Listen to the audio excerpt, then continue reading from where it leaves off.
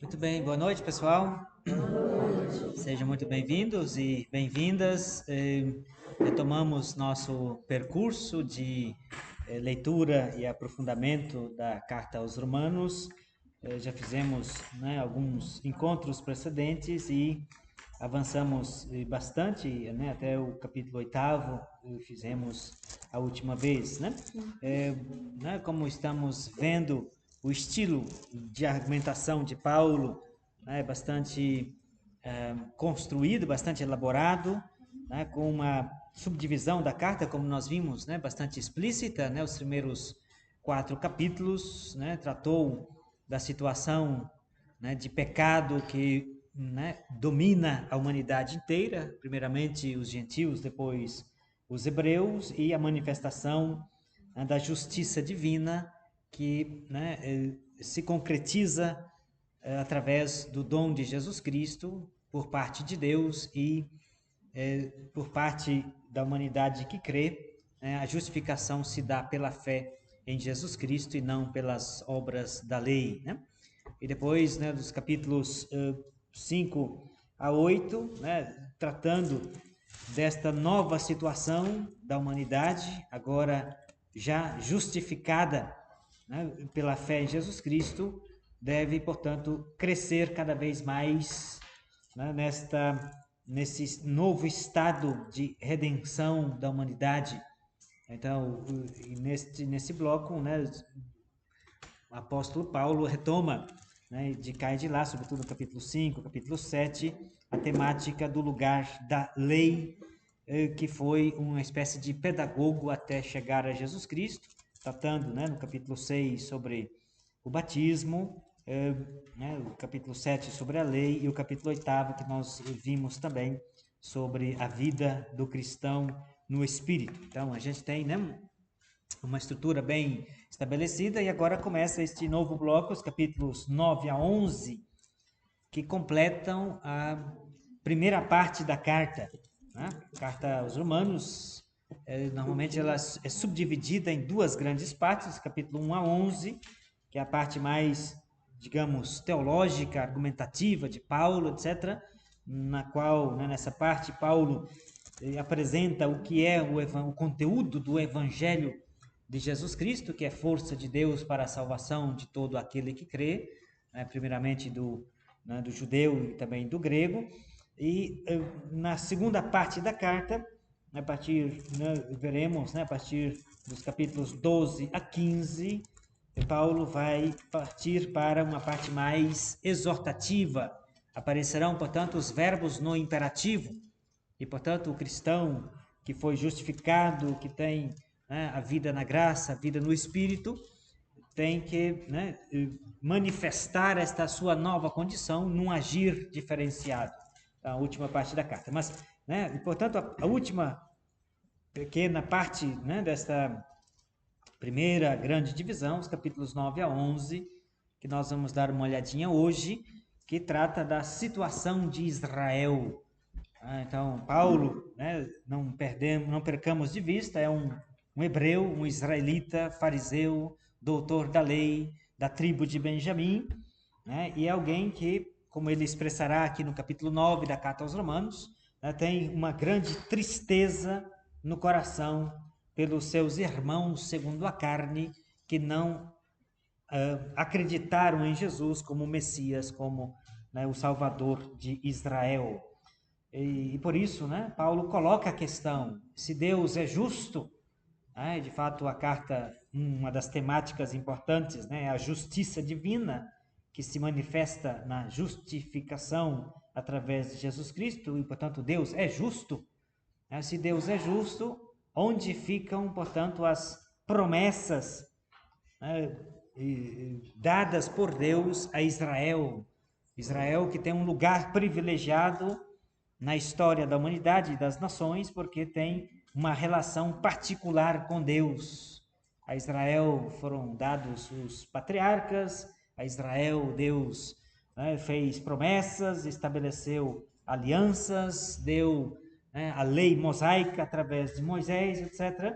Né, e como que esse Israel né, em grande parte não acredita em Jesus Cristo. O que será do Israel incrédulo em Jesus Cristo? Então esta que é a questão, né, que está no coração de Paulo nos capítulos 9 a 11, mas o pano de fundo é este, né? Deus não pode ser injusto com Israel, e ao mesmo tempo a palavra de Deus não pode ser falha, né? Se Deus fez tantas promessas, estas promessas deverão se concretizar. Então a palavra de Deus não falhou com Israel, e aí Paulo, claro, né, vai fazer uma distinção entre o verdadeiro Israel. Nem todo descendente de Abraão é israelita, segundo Paulo. Então, o verdadeiro Israel será o Israel da promessa, e esse Israel da promessa, né, que gerará, né, uma sequência que chegará àqueles que creem em Jesus Cristo. Mas mesmo aqueles que não creem em Jesus Cristo, né, Paulo vai argumentar que de alguma forma, né, Paulo protesta essa sua fé, ele professa uma fé no Deus que restaurará também o Israel incrédulo, no final dos tempos, porque Israel, e ele fará, né, uma metáfora muito bonita, né, no capítulo 11, na qual Israel é como, né, um tronco de uma videira, cujos ramos, né, os israelitas majoritariamente não creram em Jesus e foram cortados fora, e ramos selvagens, isto é, os gentios, né, que somos nós que cremos, fomos enxertados no tronco desta videira. E aí Paulo vai, nessa sua esperança e confiança em Deus, dizer que se Deus foi capaz, né, de pegar ramos secos, né, de árvores silvestres e enxertar no tronco, né, vivo dos patriarcas de Israel e fazê-lo frutificar pela fé, quanto mais, né, Deus tem o poder de restaurar os verdadeiros ramos que foram cortados porque não acreditaram em Jesus Cristo. Então Paulo tem esta confiança profunda, né, na ação de Deus em favor de Israel, dado, né, o histórico de Israel na relação com Deus, né?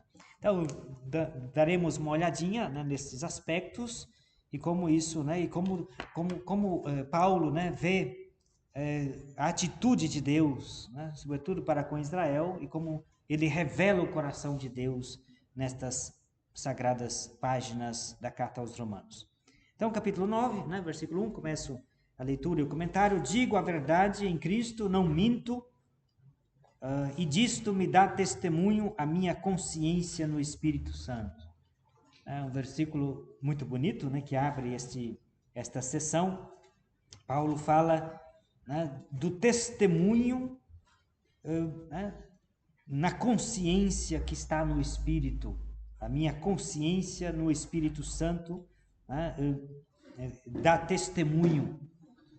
Muito bonito, né, no sentido de que também a consciência do crente é visitada, é sustentada e é amadurecida pela presença do Espírito Santo. Portanto, Paulo fala com a mais profunda convicção, a partir da consciência que é habitada pelo Espírito Santo, né? E aí ele também revela essa sua tristeza: tem uma grande tristeza e uma dor incessante em meu coração.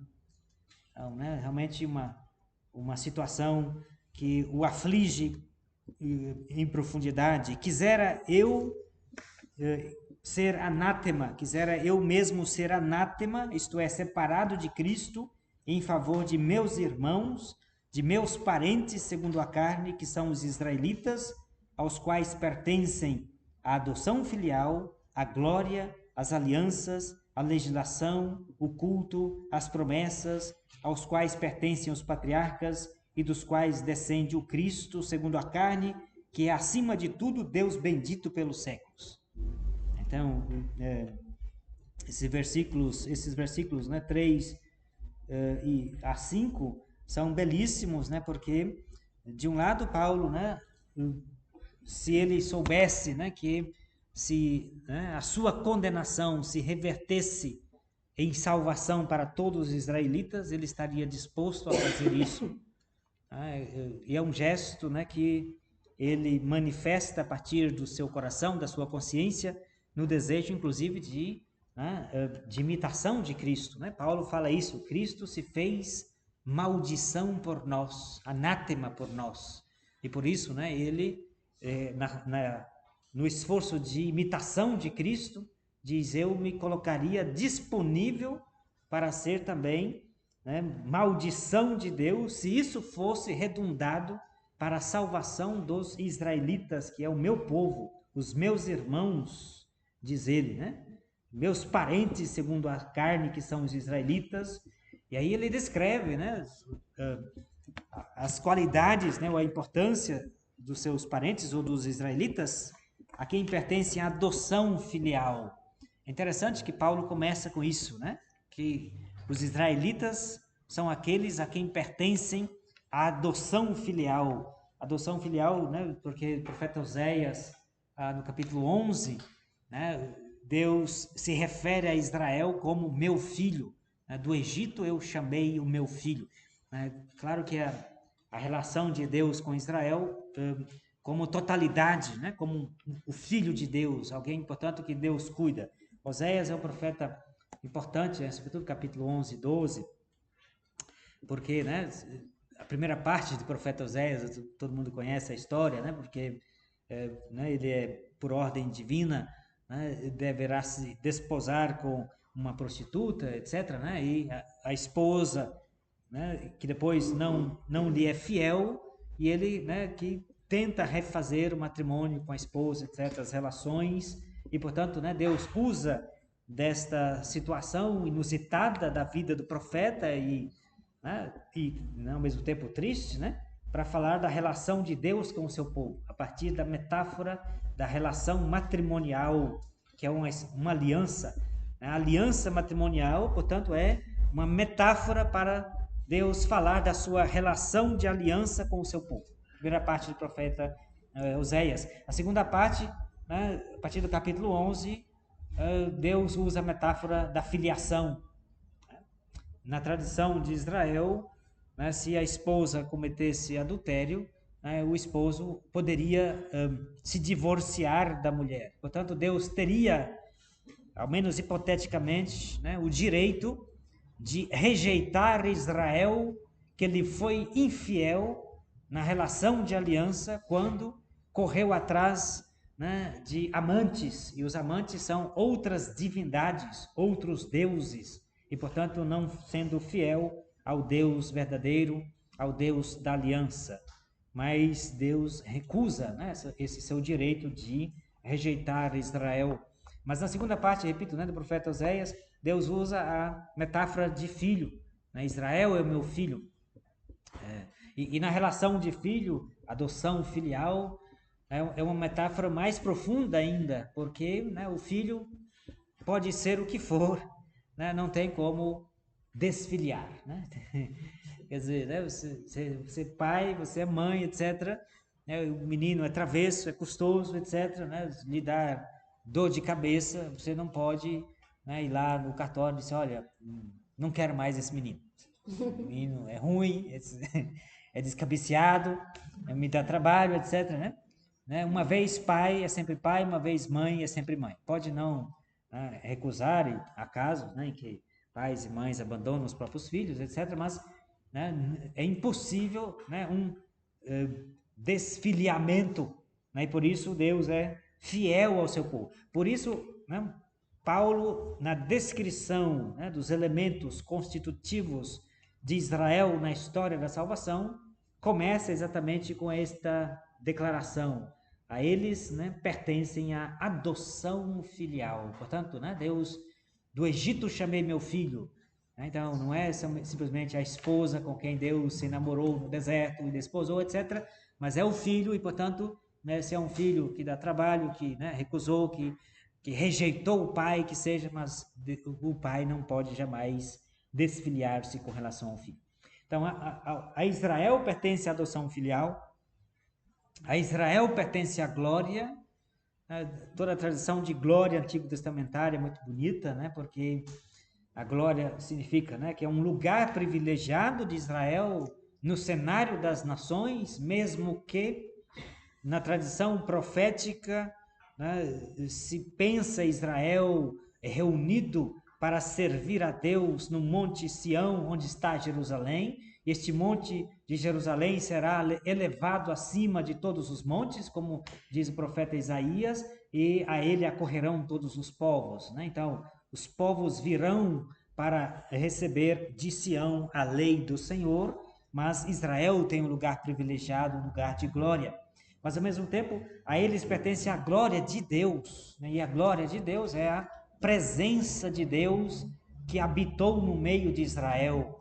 Então, essa tradição bíblica antigo testamentária é fundamental, né? Quando, né, a glória de Deus se manifestou para, né, fazer o povo, né, Deus que se glorificou às custas do faraó para fazê-lo atravessar o mar vermelho a pé enxuto, quando a glória de Deus se manifestou no deserto, concedendo, né, carne às codornizes e o maná que desceu do céu, a glória de Deus que se manifesta no monte Sinai, quando Deus está na iminência de, né, conceder a sua lei, estabelecer uma aliança para com Israel, e a glória de Deus que, né, desce do monte Sinai e vem se estabelecer na tenda da reunião, construída com todas as instruções dadas por Deus pelo Urives Bezalel.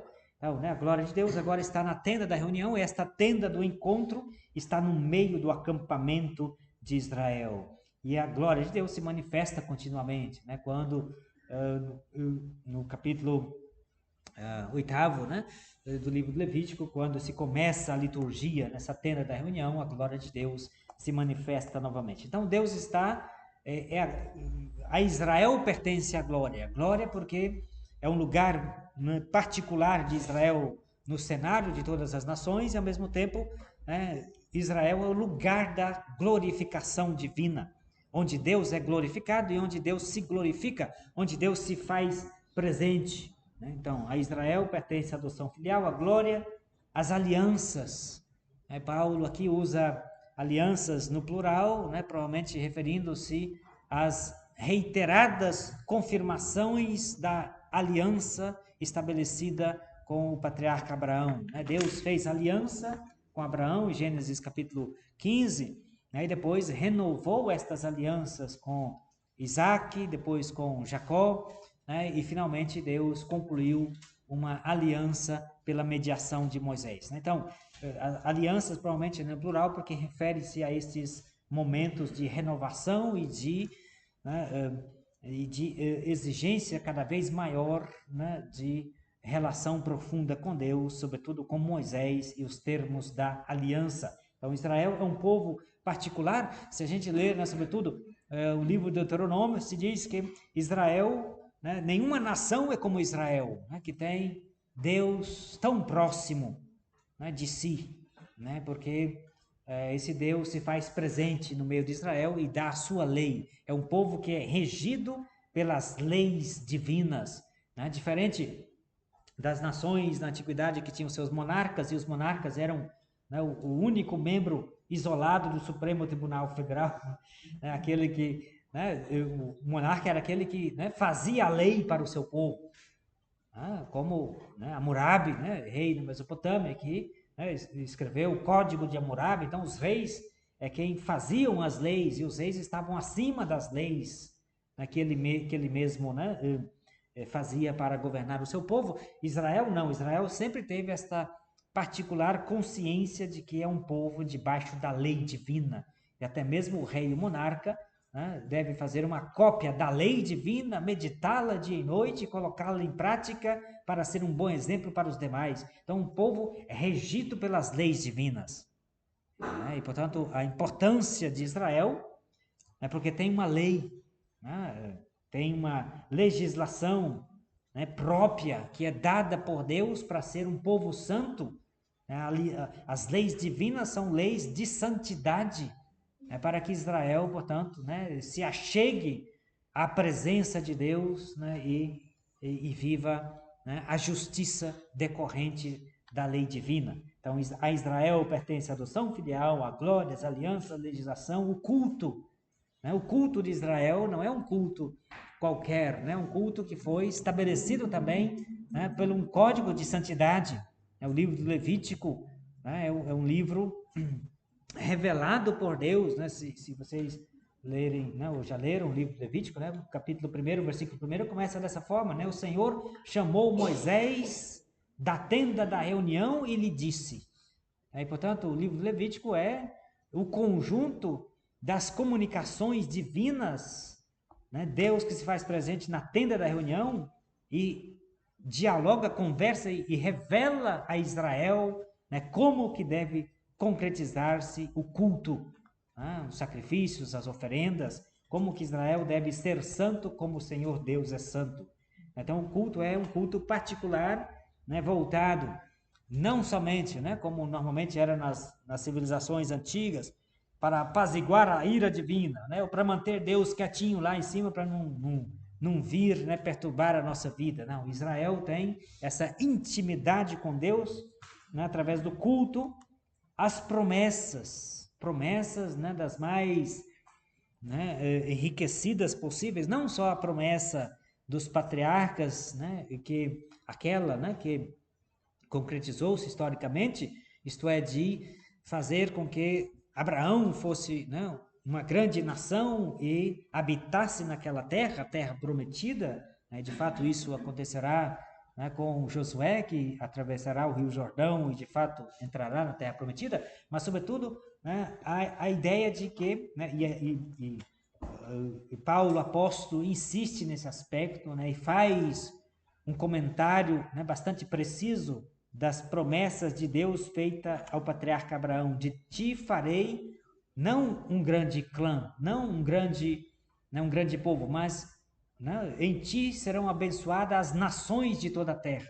Farei de ti uma grande nação. E, portanto, usa o termo, né, goim, que é especificamente, né, referido-se aos gentios. Então, o patriarca Abraão recebe uma promessa divina de ser pai não somente dos descendentes consanguíneos, mas de ser o patriarca das nações, dos gentios.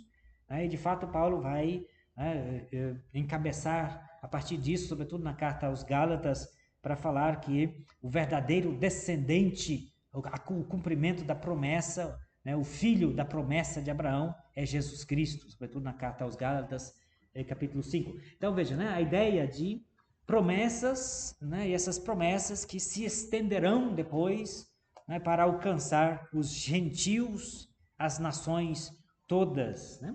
E depois, aos quais pertencem os patriarcas, né, Abraão, Isaac e Jacó, são os patriarcas, os 3 patriarcas, né, que, né, nós cristãos herdamos, né, são nossos patriarcas também, porque nós, pela fé, nos tornamos descendentes de Abraão como modelo de fé e dos quais descende o Cristo. Então, dos patriarcas descende o Cristo. Então, tem uma linhagem aí, né, uma genealogia que chega até Jesus Cristo. Basta vocês, né, lerem a primeira página do Evangelho, né, de Mateus, livro da origem de Jesus, o Cristo, filho de Abraão, filho de Davi, filho de Abraão.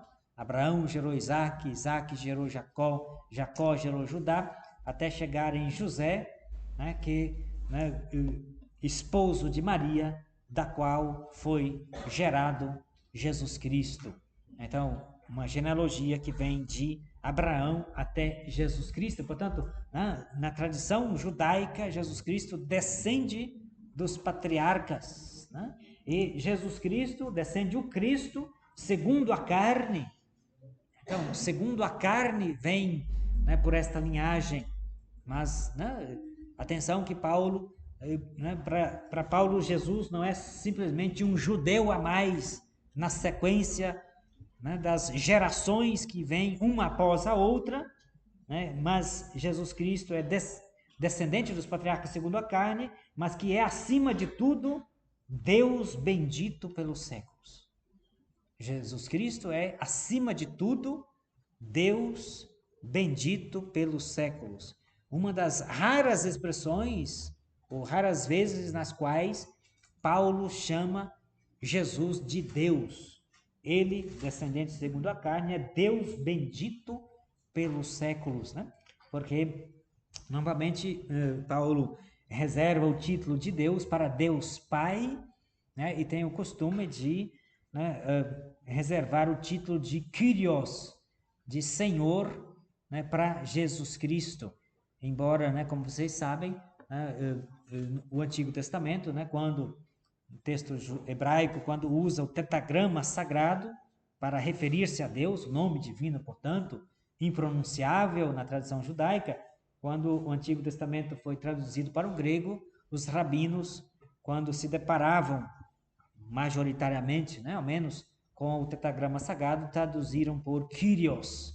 Então, já o termo de Kyrios, de Senhor, que Paulo com muita abundância aplica a Jesus Cristo, já deixa claro a condição de total divindade de Jesus Cristo. Mas aqui é uma das expressões nas quais Paulo fala que Jesus é Deus bendito pelos séculos. Amém. Então, veja, o que Paulo está dizendo aqui, né? Israel, portanto, né, tem um lugar especial na história da humanidade, e é graças, né, a este povo, né, que Deus foi preparando o caminho, né, para se manifestar definitivamente através do seu Filho. Recordem-se aquilo que, né, diz no início da carta aos Hebreus, né? O prólogo da carta aos Hebreus. Deus, muitas vezes e de diversos modos, manifestou-se outrora através, né, dos profetas, mas nestes tempos que são os últimos, Deus se revelou através do seu Filho Jesus Cristo. Então tem, né, uma preparação para a chegada do Filho de Deus, e isso passa pela história de Israel. Então veja, né, Israel né, grávido de promessas, né, é um povo especial na história da humanidade, né, e portanto é depositário da palavra divina, né, e o Antigo Testamento, né, que nós herdamos, é um patrimônio que muito antes de Jesus, né, vir ao encontro da humanidade, é um patrimônio de palavra de Deus vivido, rezado e celebrado pela tradição judaica. E a partir, né, do versículo 6, então, que Paulo esclarece que a palavra de Deus não pode falhar jamais. E não é que a palavra de Deus tenha falhado, pois nem todos os que descendem de Israel são Israel. Então, né, as promessas de Deus, né, de fazer de Abraão pai dos gentios, dos povos, se concretiza através, né, da entrada dos gentios na descendência de Abraão por meio da fé em Jesus Cristo.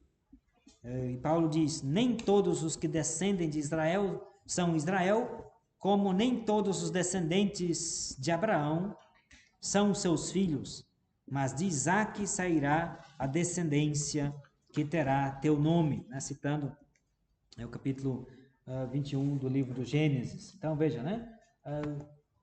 Abraão teve mais de um filho, né? O primeiro filho que Abraão teve, né, foi um filho, né, junto com a escrava Agar, né, que ele a adquiriu enquanto esteve no Egito, fugindo da fome, né, em Gênesis capítulo 12, versículo 10 para frente. Estando no Egito, sai de lá bastante rico com essa escrava Agar. A promessa de Deus tardava a se cumprir, né, e eles usaram um expediente comum no Antigo Oriente Médio, isto é, quando a esposa não conseguia dar filhos ao marido, e se achegava a uma serva para que, né, pudesse ter filhos, e o filho seria considerado, né, filho legítimo. Mas, né, esta ajudinha, né, que tentaram dar para Deus, né, para cumprir a promessa, não foi o que Deus, né, havia preparado. Então, né, o filho da promessa é o filho, né, que será gerado não pela força da carne, né, porque, né, Abraão com seus 99 anos, né, e a esposa Sara, né, com 10 anos a menos, recebe finalmente a visita, né, do Deus nas tendas, né, junto aos carvalhos de Mambré, e promete que, né, um filho lhe será dado no próximo ano, no tempo da vida, voltarei a ti e Sara, tua esposa, terá um filho. E Sara riu dentro da tenda porque ela é anciã, estéril, não tendo mais aquilo que as mulheres têm todo mês, como diz o texto bíblico, e portanto, fundamentalmente, um filho da promessa. Então, nem todos os descendentes de Israel são Israel, como nem todos os descendentes de Abraão são descendência de Abraão. Isto é, não são os filhos da carne, versículo 8, que são filhos de Deus, mas são os filhos da promessa que são tidos como descendentes. Uma argumentação muito fina de Paulo, Então, hebreu não é aquele, que é da descendência somente consanguínea, de Abraão, mas é aquele que é pela promessa, pela fé. Lembrem-se que Paulo, no capítulo 2, nós já vimos isso, da carta aos Romanos, ele já insistia sobre o verdadeiro judeu, não é aquele que o é exteriormente, circuncidado na carne, porque a verdadeira circuncisão é a circuncisão do coração. Então, mesmo aquele que não é circuncidado, seguindo os ditames da consciência, faz lei para si mesmo e são judeus segundo o coração de Deus. Então, veja, Paulo sai desta dinâmica da ordem natural das coisas para tratar da ordem sobrenatural pela qual Deus constitui os verdadeiros descendentes, não segundo a carne, mas segundo a promessa. Versículo 9, pois os termos da promessa são estes: por esta época voltarei e Sara terá um filho. Então, citando Gênesis capítulo 18, quando Deus e os dois anjos visitam Abraão e Sara nos carvalhos de Mambré. E não só, também Rebeca, então, não só Abraão, mas na sequência, quando Abraão finalmente terá o filho Isaque, Isaque vai desposar-se com Rebeca. Rebeca, vocês sabem, recordam o livro do Gênesis, Isaque não conseguia, ficou muito apegado à mamãe, depois que Abraão chamou Isaque para fazer uma caminhada e terminaram em cima do monte com Isaque amarrado e uma faca no pescoço, para o sacrifício. Depois disso, toda vez que Abraão dizia ao filho Isaque: meu filho, vamos dar um passeio, Isaque dizia: leva o cachorro. Não foi. Apegou-se, não saía mais da tenda da casa da mamãe, e Abraão, preocupado para achar uma esposa ao filho, mandou o seu servo mais velho da sua casa, junto aos parentes em Padã Aram para trazer uma esposa. Então o servo Eliezer, foi lá, e conseguiu convencer uma moça bonita, para vir casar-se com Isaque, e trouxe Rebeca. Rebeca veio, e o texto diz que quando encontrou-se com Isaque, se desposaram, Isaque a recebeu na tenda de sua mãe. Então, apossou da tenda da mamãe, Isso depois que a mãe tinha morrido, tá? Depois que Sara morreu, o pai, providenciou uma esposa para Isaac. Claro que o velho patriarca Abraão, depois, como vocês sabem, ficou viúvo, etc., e acabou se desposando novamente, casou uma segunda vez com Quetura, e teve mais um montão de filhos, Então, teve 12 filhos, mas o texto diz que quando os meninos cresceram, ele mandou todo mundo embora, ficou só com Isaac, porque Isaac era o filho da promessa, o primeiro a ser expulso foi Ismael, porque Sara criou caso, etc. Mas o texto, o livro do Gênesis, quando descreve o sepultamento de Abraão, quando Abraão morre, estão juntos no velório, Isaac e Ismael. Então os meninos continuaram se comunicando, por Instagram, WhatsApp, etc. Depois se encontraram no velório do pai, Ok, então. Quantos anos Abraão morreu? Oi? Quantos anos Abraão morreu? a minha cabeça de idoso não lembra direito, mas se não me falha a memória, 117, né, Padre Anivaldo? 117 anos, né? Sim, 117 ou 127? Agora não me lembro, né? Assim, capítulo, espera, só um instantinho aqui. Capítulo 25 do livro do Gênesis, a gente tem, 25 não, exato, capítulo 25, né, Gênesis, até uma morte do pobrezinho. Abraão morreu na velhice, idoso, e foi reunida a sua parentela, etc. Isaac e Ismael, seus filhos, enterraram na gruta de Macpela, no campo de Efron. Então, os dois meninos estão aqui. Assim, a duração, capítulo 25, versículo 7. A duração da vida de Abraão, 175 anos. Né? 175. Então, né, viveu... Confundi com a data, 117 foi Josué. Josué viveu 117. Mas aí essa contagem é aquela história, contava o dia e a noite, né? Não, aqui já né? Acho que era dia mesmo, né? Tem todo um problema, né, dos anos, né, dos patriarcas. Os patriarcas prediluvianos, antes do dilúvio de Noé, em Gênesis capítulo 5, todos eles viveram muitos anos, né? Quem viveu mais foi Matusalém, né? 974 anos, me parece. Então, né? Muitos anos. Quem menos viveu ali viveu 600 e tantos anos, né? Mas depois, né, com Gênesis capítulo 6, quando, né, os Bnei Elohim, né, os filhos de Deus, se engraçaram com as meninas bonitas, né, e tomaram muitas esposas, Deus baixou um decreto.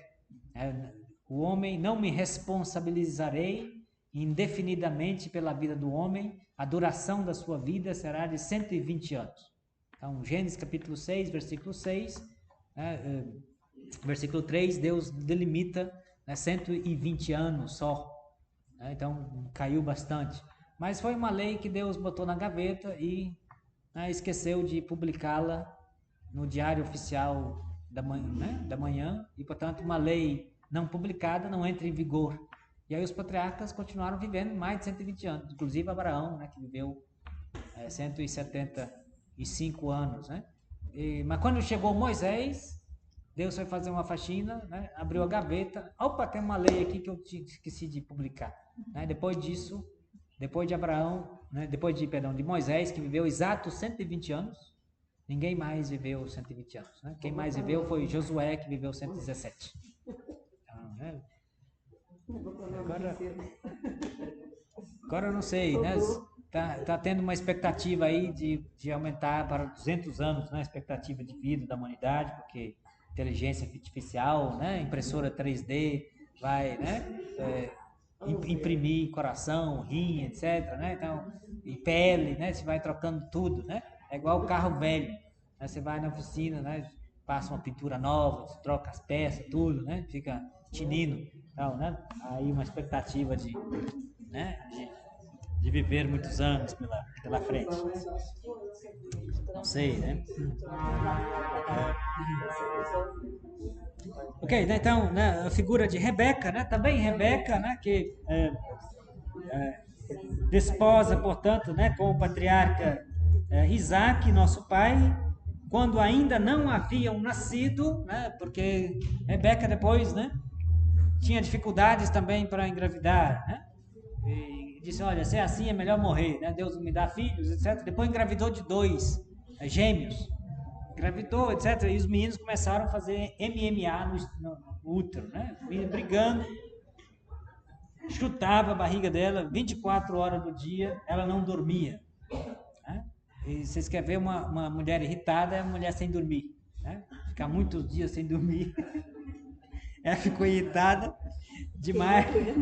Não aguento esses meninos na minha barriga, né? Vamos no santuário consultar a Deus para ver que negócio que é esse. Não é possível uma coisa dessa. Né? Não aguento mais sem dormir. Né?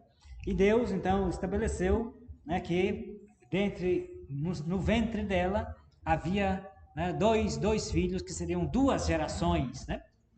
E o mais novo seria mais forte, suplantaria o mais velho. Vocês sabem que na tradição judaica tem todo esse elemento, né, de do primeiro a nascer, o primogênito, né, tem toda uma responsabilidade, né, e um peso de levar adiante a responsabilidade da tribo, do clã, etc. Então, o primogênito, o homem, era o filho mais importante. Ele sucederia depois o pai, quando o pai morresse, como responsável por toda a família, e herdaria também, inclusive, toda a herança, né? Então, dependia dele, né? O primogênito era muito importante. Mas, a partir daqui, né, a partir de Rebeca com os 2 meninos, Deus já começa a fazer uma inversão, né? A inversão já foi feita com Abraão, porque Abraão teve o primeiro filho que foi Ismael, né? Mas foi Isaac o filho da promessa. Deus não seguiu a ordem natural, né? Mas aqui, né, filho de pai e mãe, de Rebeca e de Isaac, os 2 meninos, que serão Esaú e Jacó, né? O primeiro a nascer é Esaú, mas Jacó, né, vem logo atrás, agarrado no calcanhar do irmão, né? Então, Esaú, o termo Esaú significa peludo, porque o menino já nasceu cheio de cabelo, né? E Jacó, né, o termo Jacó significa calcanhar, porque ele saiu grudado, né, no calcanhar do irmão, né, e para suplantar o irmão. Então, Rebeca, né, então, quando ainda não haviam nascido, referência aos meninos, e nada tinham feito de bem e de mal, né, os bebês que estão no ventre, né, Deus já havia, portanto, né, decretado, a fim de que ficasse firme a liberdade da escolha de Deus. Então, esse é um princípio importante. Deus é livre para escolher quem Ele quer, né? E a escolha de Deus nem sempre passa pelos critérios humanos ou pelas tradições humanas. Versículo 12: dependendo não das obras, mas daquele que chama, isto é, Deus, foi-lhe dito, né, a Rebeca, o maior servirá ao menor, conforme está escrito, amei a Jacó e aborreci a Esaú. Então, o primogênito, né, não foi do agrado de Deus, né, porque de fato haverá todo o conflito entre os 2 irmãos, né, e Rebeca, né, será muito mais apegada a Jacó, né, que sempre ficará na tenda, ajudando a mamãe, etc., né? E Esaú é o caçador, aquele que fica pelos campos e cai de lá, né? E finalmente, né, Jacó vai acabar, né, comprando, né, o direito de primogenitura do irmão Esaú. Aproveitou que o irmão chegou um dia morto de fome do campo, ele estava fazendo, né, um ensopado de lentilhas, né, e disse, me dá um pouco dessa coisa ruiva, porque senão eu morro de fome. Ele disse, não dou, me dá logo, não dou, me dá logo, não dou. Te dou se você me vender o seu direito de primogenitura. É melhor eu comer e não morrer do que ficar morto com essa herança. Fica para você. Então, né, vendeu o direito de primogenitura para o irmão.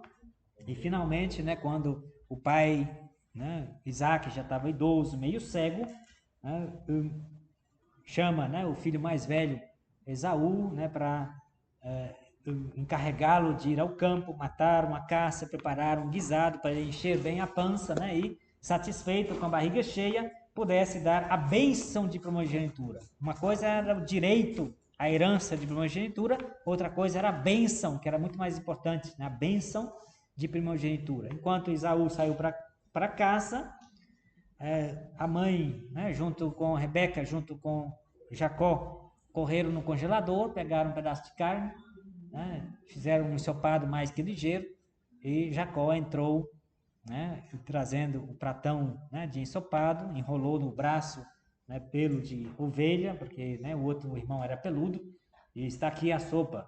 Como assim? Já está pronto? Já está pronto, mas sua voz me parece a voz, ele já estava velho e cego, parece a voz de Jacó. Não sou eu, Esaú. Vem cá, deixa eu ver seu braço. Passou a mão no braço do menino, aqueles pelos, né? Tudo bem, né? Encheu a pança, comeu e deu a bênção de primogenitura, né? E ele foi embora satisfeito. Passado meia hora, chega Esaú com outro prato. Tá aqui, pai, o prato. Como assim? Já comi, já te dei a bênção, né? Aí caíram a ficha de que haviam sido enganados por Jacó. Então Jacó, né, engana o irmão, né? E depois terá que fugirá junto ao tio Labão, né? Trabalhará 7 anos para casar com a esposa querida, né, a futura querida esposa Raquel, mas o tio Labão vai enganá-lo, vai casar primeiro Lia, né, que era mais velha, estava encalhada, né, e finalmente, né, terá um monte de filhos, né, e depois terá 2 concubinas. Então, veja, Deus escolhe, né, não o primogênito, né, o primeiro a nascer é Esaú, né, e ele será, né, pai dos Edomitas, né, o patriarca dos Edomitas, que, né, terá conflitos constantes, inclusive com Israel. Os 2 irmãos, né, viverão em conflito para o retorno de Jacó à terra prometida. Terá que fugir do tio Labão, porque o menino é um ganso que bota ovo de ouro, tudo que ele põe a mão, né, progride. Então terá que fugir junto com as esposas e virá, né, a terra de Israel com muito medo, né, do irmão, né, e finalmente poderá. Será que são ratos andando por aqui? Não sei, né? Finalmente poderá, né, reconciliou com o irmão, né, depois de oferecer muitos presentes, de cá e de lá, né, antes de atravessar o rio Iaboque para entrar na terra prometida, lutou com Deus, foi ferido na perna, recebeu o nome de Israel, etc. Né, reconcilia-se com o irmão, né, depois de dar muitos presentes para o irmão, para acalmar a ira do irmão, mas o irmão falou: estamos de boa, mas eu vou para cá e você vai para lá, e é melhor a gente ficar encontrando muito não, né? Então, ficou desse jeito. Mas, de toda forma, né, o que Paulo está insistindo é sobre essa liberdade de Deus, né, que escolhe, né, amei Jacó, e algumas Bíblias traduzem odiei Esaú. Né? Claro que é uma forma, né, de semitismo, amei um mais do que o outro. Então, uma comparação dessa forma se faz amei um e odiei o outro. Em hebraico não tem como dizer amei um mais do que o outro. Então, né, se a sua Bíblia está amei Jacó e odiei Esaú, né, por conta de uma tradução mais literal, e que é uma expressão semítica, cujo significado é amei mais Jacó do que Esaú. Né? Então, é esse o significado. Então, Deus é livre para escolher quem ele quer, né, para, né, ser o patriarca da sequência dos patriarcas, não baseado nos méritos, porque enquanto os bebês estavam no ventre da mãe, né, a fim de que ficasse firme a liberdade da escolha de Deus, dependendo não das obras, não é que alguém se torna meritório diante de Deus e, portanto, Deus o elege. Versículo 14: que diremos então? Que há injustiça por parte de Deus? Deus não é injusto de modo algum, pois ele diz a Moisés: farei misericórdia a quem eu fizer misericórdia e terei piedade de quem eu terei piedade. Uma frase muito bonita, né, que expressa também a absoluta soberania e liberdade divina. Frase dita a Moisés, né, no capítulo 33 do livro do Êxodo, por ocasião, né, no contexto da idolatria do bezerro de ouro. Finalmente, quando, né, Deus se acalmou, né, porque diante da idolatria do bezerro de ouro, Deus ficou muito aborrecido, né, e disse a Moisés: Moisés, né, deixa que a minha ira se deflague contra este povo, eu, né, o destruirei, mas de ti farei uma grande nação. Então Deus ficou, né, muito aborrecido, e Moisés teve que, né, exercer a sua função de mediação entre Deus e o povo, né, e pulou na frente e diz: Deus, pelo amor de Deus, não faz uma coisa dessa. Né, o que vão dizer no Egito, que o Senhor tirou o povo do Egito, mas não foi capaz de fazê-lo atravessar o deserto. Então, finalmente, quando Deus se acalmou, né, bebeu um copo de água com açúcar, né, ficou mais tranquilo. Tá bom, né? Vamos perdoar o povo, etc.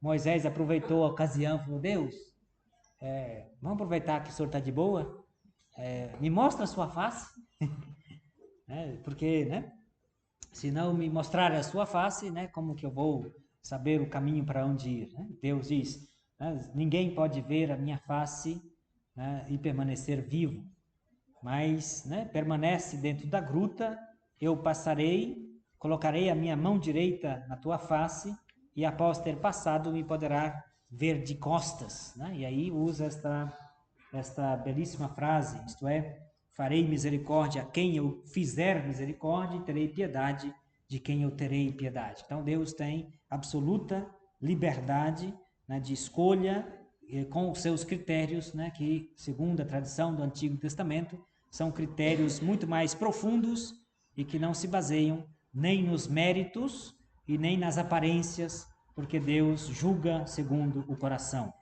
Não depende, portanto, daquele que crê, daquele que quer, mas daquele que corre, mas nem daquele que corre, mas de Deus que faz misericórdia. Então Deus é absoluto, soberano e livre.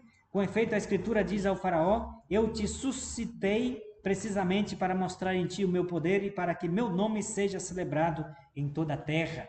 Quer dizer, né, toda a tradição das chamadas pragas do Egito, né, ao menos uma vertente do texto bíblico, é que Deus endureceu o coração do faraó para que através disso ele pudesse manifestar a sua glória e o seu poder em todo o Egito, para que o Egito pudesse conhecer o verdadeiro Deus e o único Deus, o Deus de Israel. Como vocês sabem, a primeira entrevista que Moisés, né, faz junto ao faraó, em Êxodo capítulo 5, é exatamente essa solicitação, né? Assim diz o Senhor Deus, o Deus, nosso Deus, deixe o meu povo partir para que em 3 dias de marcha lhe ofereça um banquete no deserto. E o faraó diz: não conheço Deus, nem tampouco deixarei o seu povo partir. Então, né, o faraó, que representa o Egito, desconhece o Deus dos hebreus. E por isso Deus, né, manifesta a sua glória, o seu poder no Egito para se dar a conhecer. E por isso uma tradição, ao menos, né, uma fonte da tradição das pragas do Egito é que Deus endureceu o coração do faraó. Uma outra tradição diz: e o faraó endureceu o seu coração. Então, isso, claro, né, estamos já num contexto do monoteísmo absoluto, na qual Deus tem o domínio de todas as coisas, e nada acontece sem que Deus queira, ou sem que Deus autorize, ou sem que Deus permita. Essa tradição chega no Novo Testamento, né, quando Jesus diz: nem mesmo um fio de cabelo cairá das vossas cabeças sem que o Pai permita. Então, essa ideia, né, de que Deus tem o domínio absoluto de todas as coisas, inclusive quando as pessoas endurecem o coração por permissão divina.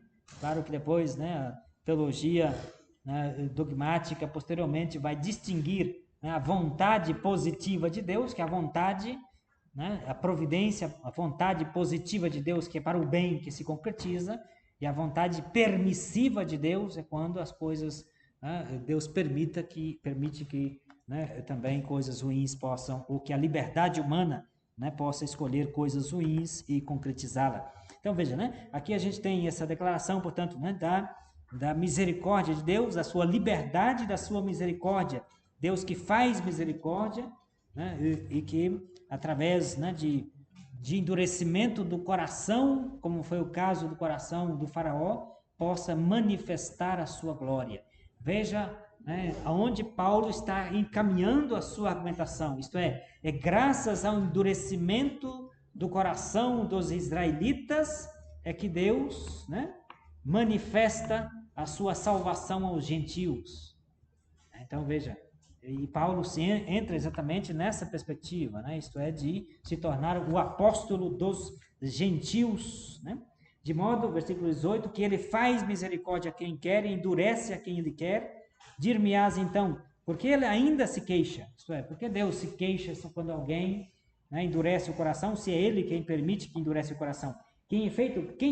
Com efeito, quem pode resistir à sua vontade? Mas exatamente quem és tu, homem, para discutires com Deus? E aqui Paulo apela, né, para a superioridade, né, dos critérios divinos. Não podemos discutir ou questionar as razões pelas quais Deus faz o que faz. Vai acaso a obra dizer ao artífice: por que me fizeste assim? E aqui evoca toda a tradição profética do oleiro, né, sobretudo Jeremias, que fala do oleiro, né, que Isaías também, né, que fala, né, do oleiro que modela o vaso nas mãos, né? E o vaso não pode questionar, interrogar o oleiro, né, por que está fazendo um vaso e não está fazendo de um jeito ou de outro, ou está fazendo, sei lá, uma frigideira e não, né, um copo, algo parecido. Então não tem o direito de questionar, porque o oleiro tem absoluta, né, autonomia. Ora, se Deus, versículo 22, querendo manifestar a sua ira e tornar conhecido o seu poder, suportou com muita longanimidade os vasos de ira, prontos para a perdição, a fim de que fosse conhecida a riqueza da sua glória para com os vasos de misericórdia preparados para a glória, isto é, para conosco, que ele chamou não só dentre os judeus, mas também dentre os gentios. Então veja como que a misericórdia de Deus foi de longanimidade quer dizer paciência contínua, né?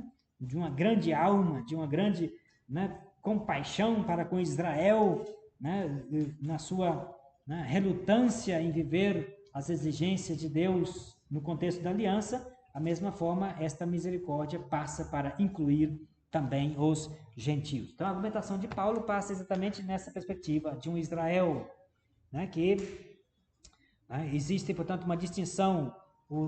Os israelitas, nem todo descendente de Abraão é israelita, né? Mas israelita é verdadeiramente aquele que descende da promessa, né? Então não se assenta no critério da consanguinidade, mas da promessa divina e da absoluta liberdade e misericórdia divina em escolher quem ele quer.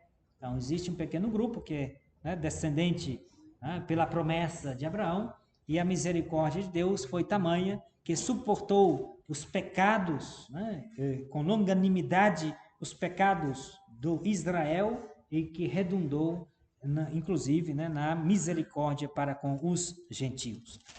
Na sequência, Paulo, né, faz aí algumas citações dos profetas, né? Paulo sempre conclui alguns pontos argumentativos com citação da Escritura, porque, né, certamente que a citação da Escritura, né, é um ponto decisivo, né, na tradição de Israel. A Escritura é palavra de Deus e, portanto, ninguém a questiona. Oséias, portanto, capítulo 2, chamarei meu povo àquele que não é meu povo, e amada aquela que não é amada, né? O não povo meu se tornará povo meu. Então, né, Paulo vai citando para recordar como que Deus fará seu povo aquele que não é descendente de Abraão, isto é, os gentios. Da mesma forma, no versículo 27, citando, né, Isaías, mesmo que o número dos filhos de Israel fosse como a areia do mar, o resto é que será salvo.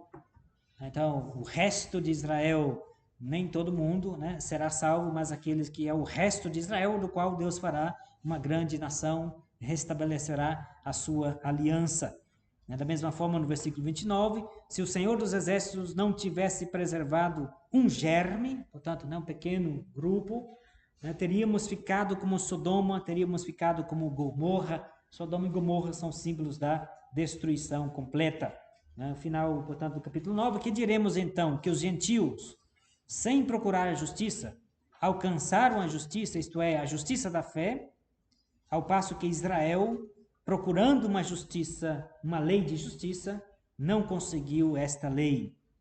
Então, né, Israel que se esforçou, né, para ser justificado pelas obras da lei, não foi justificado, e os gentios, sem procurar a justiça da lei, porque não tinham uma lei para si, né, revelada por Deus, alcançaram a justiça da fé. E por quê? Porque não procurou pela fé, mas como se conseguisse pelas obras. Israel sempre, né, se orgulhou de ter uma lei divina e por isso, né, quis orgulhosamente se autodeclarar justo por conta do cumprimento das leis que eles colocavam em prática. Esbarraram na pedra de tropeço, conforme está escrito, né, citando de novo Isaías, eis que ponho em Sião uma pedra de tropeço, uma rocha de escândalo, mas quem nela crer não será confundido. Então, a pedra de tropeço, a pedra de escândalo é, né, o paradoxo, né, de Deus entregar a Israel um Messias crucificado, né, que foi pedra, o Cristo crucificado é pedra de tropeço, é escândalo para Israel, né, mas para quem crê, essa pedra de tropeço se transforma, né, em poder de Deus para a salvação, em dinamis, potência de Deus para a salvação, conforme Paulo comenta na primeira carta aos Coríntios, né? Então veja, né, o capítulo 9, né, bastante interessante, mostrando essa soberania de Deus, essa liberdade de Deus, Deus que não segue exatamente os critérios humanos, e ao mesmo tempo como que Deus, né, preserva um resto de Israel, e esse resto de Israel é o resto fiel que, portanto, se abrirá e crerá em Jesus Cristo, e, portanto, os demais não são verdadeiros israelitas, né? E assim a palavra de Deus não falhou, as promessas de Deus, né, não ficaram em vão, mas se concretizaram neste resto de Israel. Capítulo 10, os judeus... Sim? No Arte tem uma notícia de porque hoje, por exemplo, de fato o judeu espera, o judeu diria tradicional mesmo, e segue ainda um pouco isso aqui, pelo menos no Antigo Testamento, hoje tem grupos que ainda parece que vêm de alguma coisa, né? Sim. Mas hoje eles a situação dos judeus hoje é um pouquinho complicada, né? Existem, primeiramente, né, tem muitos judeus, a maior parte dos judeus, né, que são, portanto, né, descendentes de Abraão, né, consanguíneos, etc. A maior parte deles não são praticantes, né? Se você vai, o padre Anivaldo, que estudou em Israel, conhece muito bem por lá, sabe que, né, a maior parte vive, é uma sociedade ocidentalizada, né?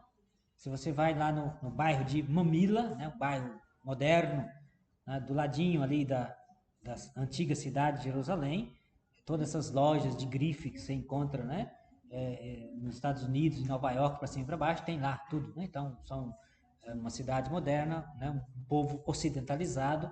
Aí, se você, né, pedir para um desses jovens, né, citar em hebraico Shema Israel, provavelmente não vão saber. Então, a maior parte dos judeus, dos hebreus, ou judeus hoje, como são chamados, né, não são praticantes da fé judaica, né? A maior parte tem mais judeus nos Estados Unidos, né, do que, né, acho que talvez mais nos Estados Unidos, quase mais, não sei, né? Israel tem bastante, mas tem muitos judeus nos Estados Unidos que são os mais poderosos, né, do ponto de vista econômico, etc., né? E que muitas vezes, né, embora tenha pequenos grupos, né, que são os Hassidim, aqueles, né, que procuram colocar em prática, mas a maior parte só lembra que é judeu quando, né, pensa que está sendo injustiçado, né, e levanta a bandeira de holocausto, etc. Eu sou judeu, por isso também oprimido, etc. Né, mas não conhece o judaísmo. Mas destes que são, né, praticantes, pequeno grupo, né, que talvez daria uns 10%, não sei se daria isso tudo, né, dos judeus que são praticantes, né, que levam a sério a escritura, né, como vocês sabem, né, Israel tem o primeiro-ministro, e tem o primeiro-ministro, portanto, o sistema de governo é parlamentar, né, parlamentarista, e o parlamento tem as bancadas, né, e tem a bancada judaica ortodoxa, como é chamada, né, os Hassidim. Estes, né, são um grupo político bastante forte, né, e inclusive eles protestaram quando Israel pretendeu fazer uma constituição. Como assim, né? O Israel que, né, declarado uma nação, né, o Estado de Israel com o apoio dos Estados Unidos em 1948, para que vamos precisar de uma constituição? A nossa constituição é a lei de Moisés, é a Bíblia, é a lei de Moisés, né? Mas Israel tem uma constituição de 4 ou 5 páginas, uma coisa michuruca, né? Não como a nossa constituição que é extensa, né? Que é uma lei que governa o país, a Carta Magna, etc. Não, Israel tem uma coisinha michuruca porque, né, de fato, para agradar esses grupos. Então, esses grupos também têm divergências com relação, né, ao Messias. Né? Alguns deles, né, esperam, têm uma expectativa ainda hoje que Deus dê o Messias para Israel, e, portanto, certamente não acreditam em Jesus como Messias, então nessa espera que o Messias seja dado a Israel, né, e esperam que esse Messias seja dado a Israel quando o Israel inteiro cumprir a Torá. O que será difícil, né? Porque é como se pensar assim, bom, quando todo cristão, né, for fiel, todo mundo for para a igreja, todo mundo praticar todos os mandamentos do cristianismo católico. Demora um pouco, né? Então, né, será difícil que todo judeu da face da terra se torne praticante da Torá. Mas alguns têm essa expectativa de que Deus dará o Messias para Israel como prêmio quando o Israel inteiro viver, né, os preceitos da Bíblia, da Torá. Então essa é uma expectativa. Existem outros, né, que não acabou, né, não tem mais nenhuma expectativa de Messias, porque para Israel, né, basta a lei, né, basta a Torá ser colocada em prática, né, e isto é suficiente. Então, né, para alguns judeus, a Torá é suficiente para que, né, se viva bem na terra e, ao mesmo tempo, né, alguns deles, sobretudo, né, que acreditam na ressurreição dos mortos, que Deus possa premiá-lo depois da morte. Né?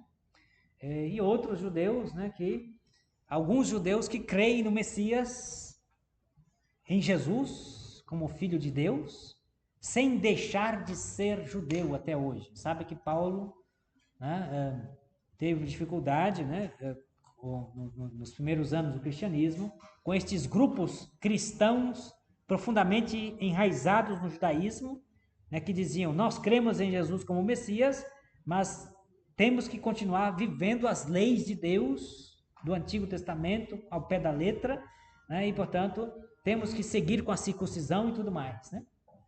Então, esse grupo que existia, né, atestado, né, Atos dos Apóstolos, capítulo 15, né, o chamado, né, Concílio de Jerusalém, que Paulo finalmente consegue, né, argumentar para que, né, para libertar o cristianismo das práticas judaicas.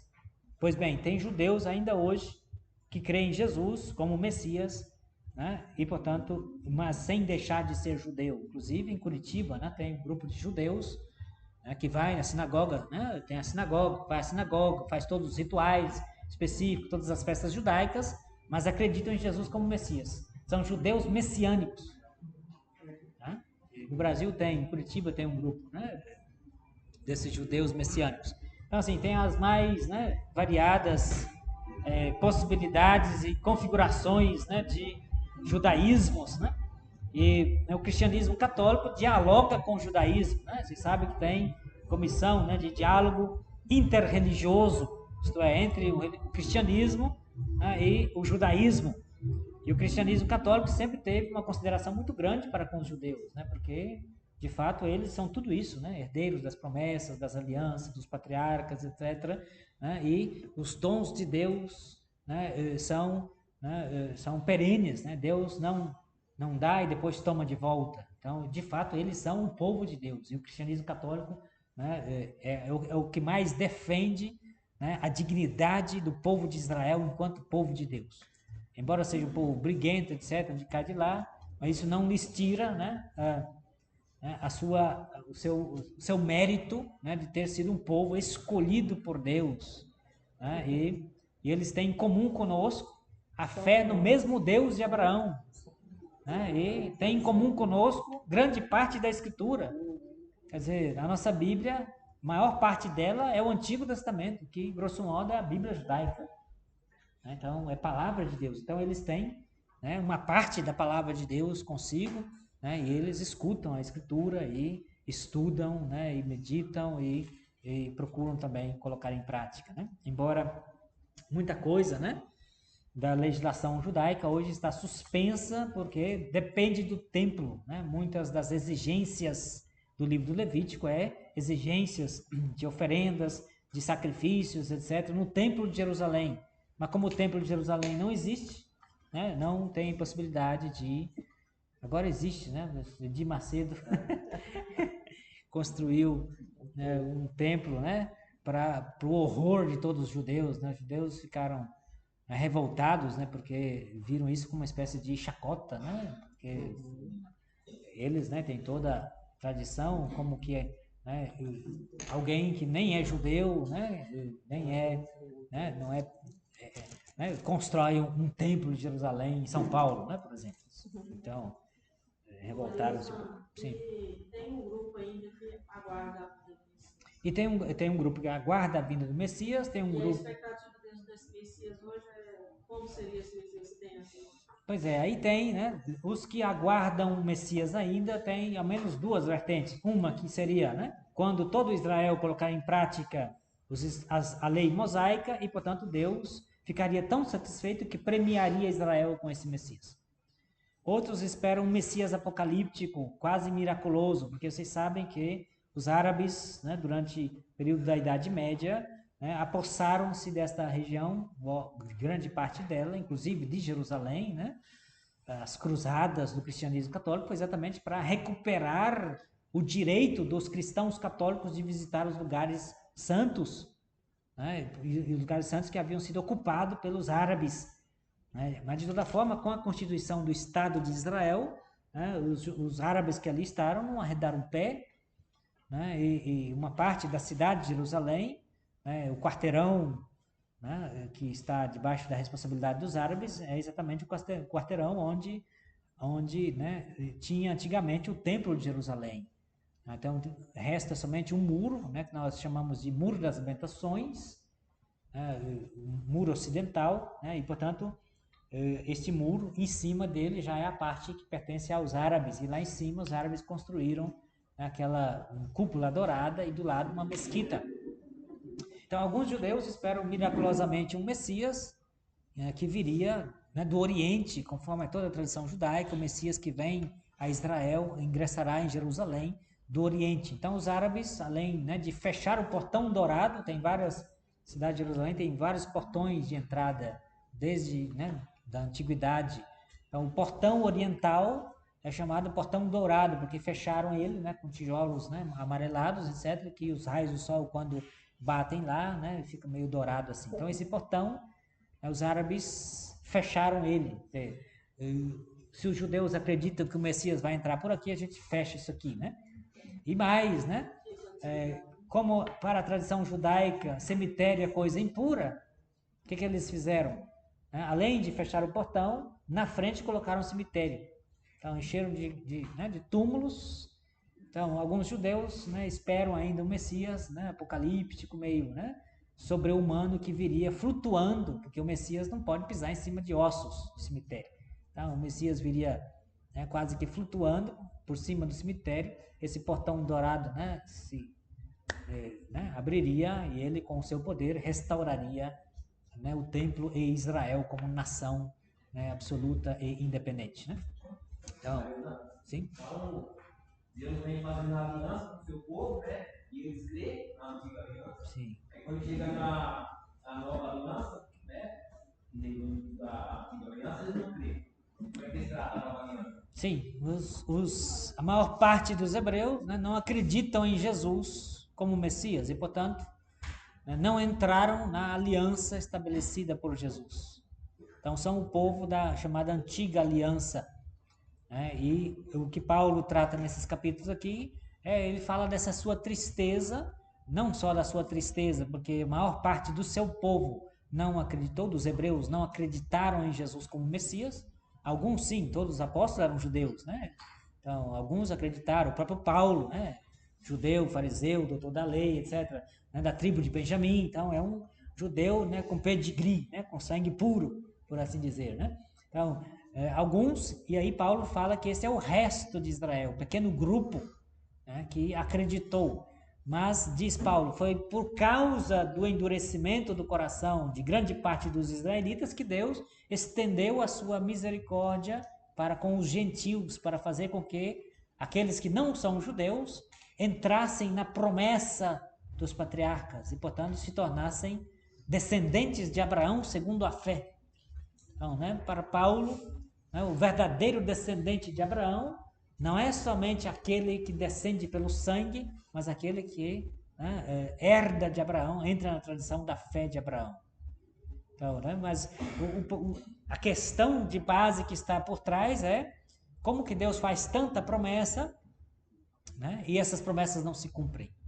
Deus fez promessas de que Israel se tornaria uma grande nação, de que Sião se elevaria acima de todos os montes, de que a este monte acorreriam todos os povos, etc. Mas Israel, né, não creu em Deus. Então, a palavra de Deus falhou, né? Esse é o ponto principal, né? E Paulo diz, não, a palavra de Deus não falha, porque a palavra de Deus não pode, né, não dita, pronunciada, ela produz o seu efeito, não volta para ele de mãos vazias, para usar nas palavras de Isaías capítulo 55. Então, as palavras de Deus se concretizaram já em parte no Israel né, no resto de Israel que acreditou em Jesus como Messias. E, né, esta palavra de Deus, né, se concretizará totalmente e definitivamente quando no final dos tempos Deus restaurará todo Israel. Então Paulo, né, como eu falei, no capítulo 11, mais para frente um pouco, vai, né, expressar a sua confiança profunda de que Deus é tão bom que não vai deixar ir à perdição aqueles que né, são descendentes de Abraão segundo a carne. Então essa é a sua confiança, né, e a sua esperança profunda que ele vai manifestar, né? Ok, então capítulo 10, né, os judeus que desconhecem a justiça de Deus, né? Irmãos, o desejo do meu coração e a prece que faço a Deus em favor deles é que sejam salvos, né? Então, Paulo preocupado com a salvação dos judeus, porque eu lhes rendo testemunho de que tem zelo por Deus, né? Paulo era um zeloso por Deus, né? Tão zeloso que se tornou, né, perseguidor dos cristãos. Então, Paulo sabe disso. E atenção, né? Também hoje, né, os judeus são zelosos, né? Esses Hassidim, né, o quarteirão judaico, né, lá em Israel, onde tem esses judeus praticantes, eles fazem todo o esforço de colocar em prática a lei divina.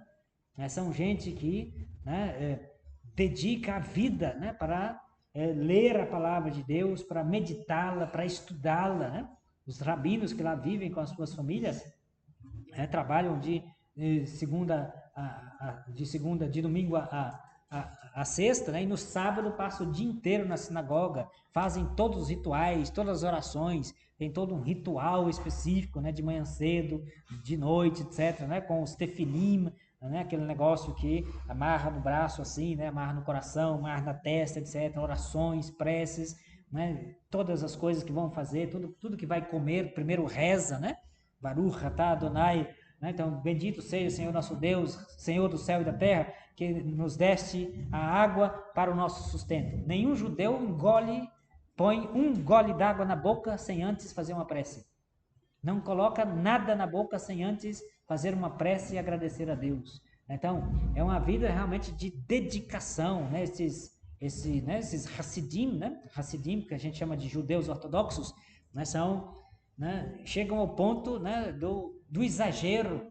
Tanto é assim, né, que eles têm escolas próprias, né, as crianças vão para as escolas rabínicas, né, na sinagoga, portanto, né, tem um rabino responsável da sinagoga, né, e durante a semana a sinagoga funciona como escola. Então, nessas escolas, eles não estudam, né, as coisas das ciências naturais, nada disso, né, estudam a lei de Deus. Então, chegam ao extremo, né, de quase de um fechamento, né, visto quase como guetos. Alguns, né, claro, né, alguns fogem disso, né, alguns judeus desertam, né, alguns desses meninos, né, eles casam entre eles, alguns fogem, né, etc. E são, claro, né, são execrados, a família considera como um perdido, etc. Né? Mas, mesmo assim, né, há de se considerar, para além dos exageros que eles têm, desse fechamento em relação, né, ao mundo ocidental, ao mundo moderno, eles não têm, né, o kosher, né, o alimento é específico, né, para comer, né, a carne tem que ser sacrificada, tudo direitinho, o que é puro, o que não é impuro, etc. Né, o Shabat, né, tem todo um ritual para viver o sábado, não se pode fazer nada no sábado, não se pode trabalhar. Em Israel tem, né, nos prédios tem, né, como eu já falei para vocês, os prédios, né, tem 2 elevadores, o elevador normal, né, de domingo a sexta, e no sábado tem um elevador específico, né, que não tem botõezinho para você apertar, né, você chega lá e espera ele abrir a porta sozinho, né, e você entra, ele fecha sozinho e ele vai parando sozinho em todos os andares, né, e abre e fecha sozinho, porque você não pode espetar o dedo, né. Então, né, a esposa tem que fazer comida, né, na sexta-feira, deixar tudo preparado já, né? As cadeiras, né, tem que estar meio puxada assim para você já chegar e sentar. Você não pode puxar a cadeira para sentar, né? O papel higiênico no banheiro, você não pode rasgar o negócio, tá? Então, na sexta, né, as crianças, né, ajudam a mamãe, já rasga o negócio, põe tudo lá arrumadinho, etc. Né? Então, tudo prontinho.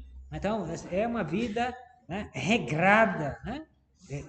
Regrada meticulosamente, né, segundo as normas, né, do judaísmo tardio, que muita coisa não está na Bíblia, tá? A maior parte, às vezes, não está na Bíblia, está numa legislação rabínica, né, posterior, né? Mas o que é interessante é que eles têm, né,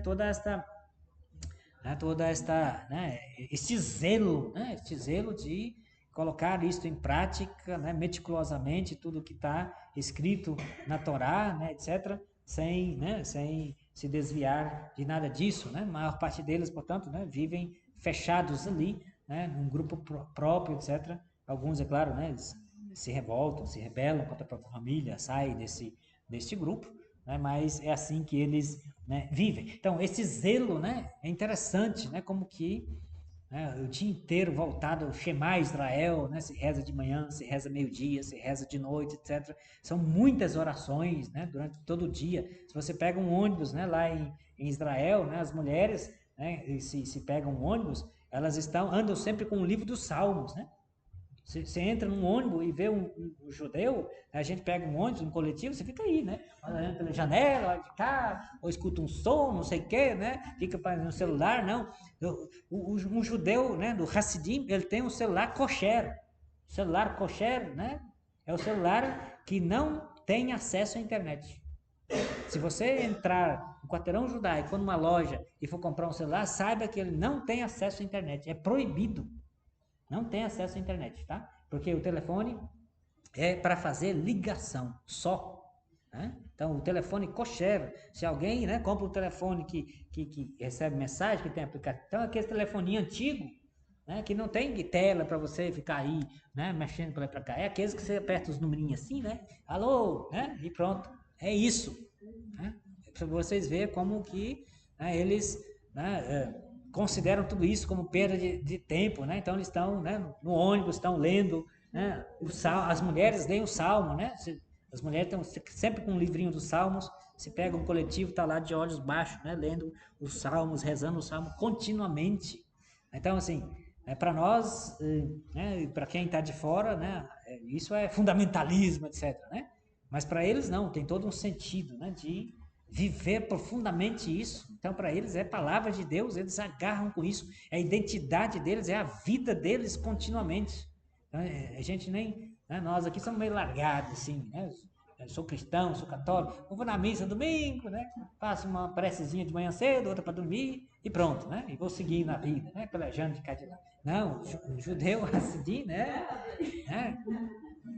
Gruda, né? Gruda na palavra de Deus com muito vigor, né? Muito vigor, né? Os homens passam o dia inteiro na sinagoga, todos os dias à noite, né? Lê um trecho do Talmud, né? Em casa, trabalha o dia inteiro à noite, né? Não vai para a cama sem ler, sem estudar, etc. Todo dia, a vida inteira. Então, assim, eles sabem, né, meticulosamente, né, conhecem, decoram praticamente todos os salmos, vocês têm uma ideia, né? De tanto rezar e meditar aquilo, né? Você começa, se você falar a primeira frase de um salmo em hebraico, ele continua falando o resto tudinho, né? Tive um professor, né, de Bíblia, né, que foi professor na Universidade Hebraica de Jerusalém e dava aulas, né, lá na Universidade Hebraica, que era para os judeus, né? Lá tem um curso de introdução ao Novo Testamento, inclusive, né, que era inclusive, né, porque atenção, o Novo Testamento foi escrito por judeus, né? Os apóstolos todos eram judeus. Então, né, lá na Universidade Hebraica tem, né, se estuda o Novo Testamento como obras judaicas tardias. Não é considerado como palavra de Deus, mas é escrito de judeus, né? Então, eu tive um professor que dava aula, né, do Evangelho de João na Universidade Hebraica, por 10 ou 15 anos, não sei o que ele falou, né? Ele dizia, quando eu citava qualquer, né, começo de um salmo, a sala inteira continuava falando, assim, né, de cabeça. O pessoal sabe, de tanto ler, né, tanto meditar, né? Então, isso é interessante, esse zelo, né? Nós somos molengas, né? Se pede um católico aí, me cita, né, um pedaço da Bíblia de memória. Não sei, né? Um versículo, quem sabe, né? Máximo 2, né? Você peleja para... Nem mesmo os evangelhos, né? Talvez, né, um ou outro, né, estudioso, às vezes, né, Ravazzi uma vez, né, disse lá, no Instituto Bíblico que ele é apaixonado pela língua grega, né? Ele falou que quando começou a estudar, né, começou para decorar o Novo Testamento tudinho em grego. Eu não sei se decorou, mas era absurdo, né? Pode ser que tenha decorado, né? Então, é interessante isso, né? Esse zelo. Então, atenção, né? Paulo fala desse zelo. Pois não? Sim. Como que os judeus veem o Novo Testamento? Como que eles veem? Literatura? Sim, literatura, né? Como texto judaico tardio. Veja, porque, né, tem judeus, né, que são estudiosos, que são pesquisadores, né? Seja o padre Anivaldo, seja eu, nós tivemos professores rabinos que estudam o Novo Testamento e que ensinam textos do Novo Testamento como professores. Claro que para eles não é palavra de Deus, né, mas é texto judaico tardio, assim como eles estudam, né, os textos da Apocalíptica, sei lá, né, os textos que nós chamamos de apócrifos do Antigo Testamento, né, sei lá, as obras, né, dos textos do Mar Morto, né, o rolo da comunidade, né, sei lá, né, são diversos personagens, né, o livro dos 12 patriarcas, né, tem um livreto, né, judaico, é o livro dos 12 patriarcas. Então tem obras judaicas referentes ao Antigo Testamento, ou a personagens do Antigo Testamento que não estão na Bíblia, né, e que eles estudam, né, como textos judaicos. E assim também eles estudam, alguns, né, que se interessam e estudam o Novo Testamento como literatura judaica tardia. Né? Então, são interessados nisso, né? Lá no Instituto Bíblico tem um rabino até hoje, né, Joseph Sivers, né, que dá aula sobre, lá há muito tempo, né, sobre os fariseus na época de Jesus.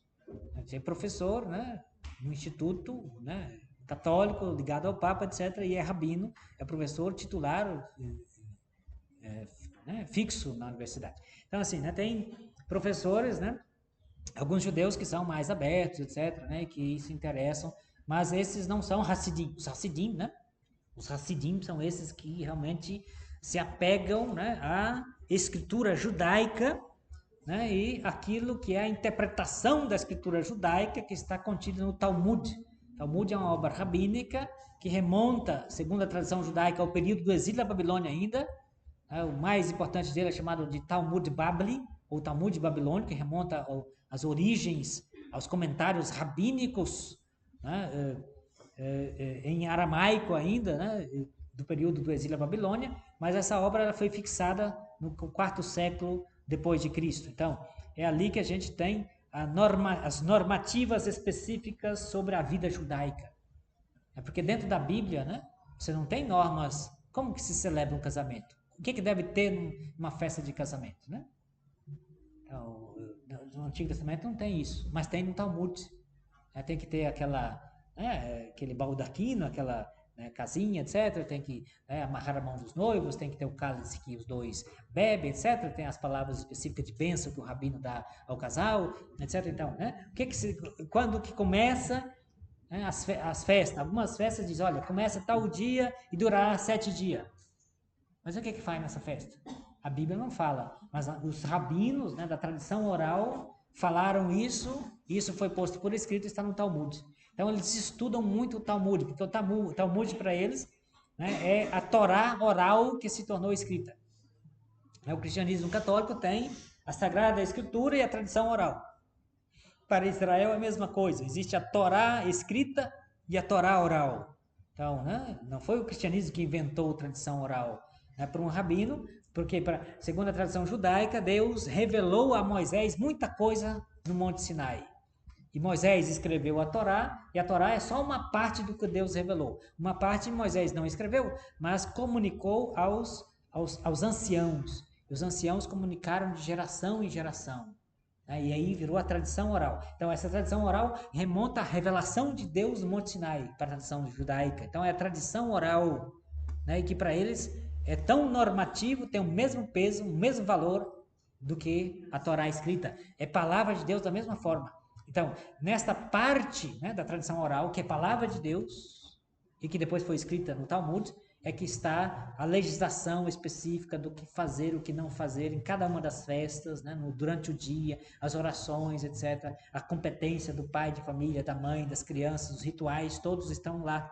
Porque a Bíblia em si, né, não dá detalhes do que deve ser feito. Né? Então, veja, o Hassidim, né, estuda especificamente, né, a Torá é para ser lida o máximo possível, até internalizar isso. Mas as obras, o que se estuda mesmo numa sinagoga, né, na Bet Midrash, assim é chamada, casa da pesquisa, né, que é chamada a sinagoga, se estuda de 2 em 2 e é sempre partilhado o estudo. As carteiras, né, sentam sempre 2 e eles partilham, discutem, né, porque para a tradição judaica se compreende a palavra de Deus, né, se compreende a tradição oral quando se estuda, né, e se debate, se discute. Né? É chamado, né, uma tradição, é um caminho específico de pesquisa chamado de Machaloket Leshem Shammai, mas não importa. Né? Isso é a disputa por amor daquele que está no céu. Então se disputa, né, faz uma disputa de um tema, né, para ver se chega num acordo específico. Então os rabinos crescem no estudo da Escritura, né, porque se estuda durante a semana, se estuda na sinagoga, se debate com aquele seu colega de estudo, né, e vai crescendo e amadurecendo cada vez mais. Então os Hassidim são apegados a isso, ao passo que outros mais abertos, né, estudam também outras obras, né, fora, né, da Torá e do Talmud, né, inclusive obras rabínicas, e inclusive também o Novo Testamento.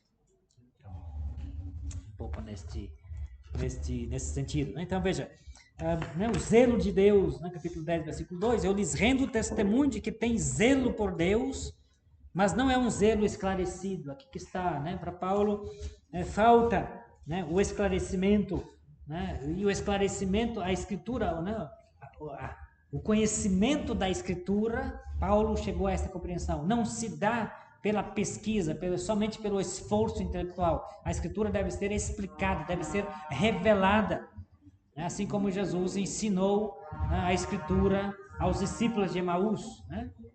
Portanto, né, a Escritura precisa ser entendida, né, com a assistência do próprio Deus. Então, eles não são esclarecidos, desconhecendo a justiça de Deus e procurando estabelecer a sua própria justiça, não se sujeitaram à justiça de Deus, porque a finalidade da lei é Cristo para a justificação de todo o que crê. Então, veja, né, Paulo, né, recoloca e volta a essa temática do lugar da lei dada a Israel como pedagogo que leva até Jesus Cristo. Então, o significado profundo, né, da Torá, da lei, né, é Jesus Cristo. É Jesus quem revela o significado profundo. Né? Jesus que diz, não vim para abolir a lei e os profetas, mas para dar-lhe pleno, né, significado, né, para dar o significado transbordante disso. É Jesus quem revela o significado profundo da Escritura. Só a luz de Cristo, né, compreende Paulo, só a luz do ressuscitado é possível compreender profundamente as Escrituras. Então, eles estão como uma espécie de um véu no rosto, né? E, portanto, né, não são esclarecidos, né, pela luz de Cristo na compreensão do Antigo Testamento. E assim, né, fez Paulo, assim entendeu Paulo, assim entenderam os padres da igreja, né, a interpretação do Antigo Testamento à luz de Cristo. Né? Então, ganha um outro significado, muito mais profundo, né, e muito mais, né, autêntico. E a lei, portanto, né, tem a finalidade que é Cristo, é levar, é conduzir até Jesus. É um pedagogo, como diz Paulo na carta aos Gálatas, o pedagogo é aquele que conduz, né?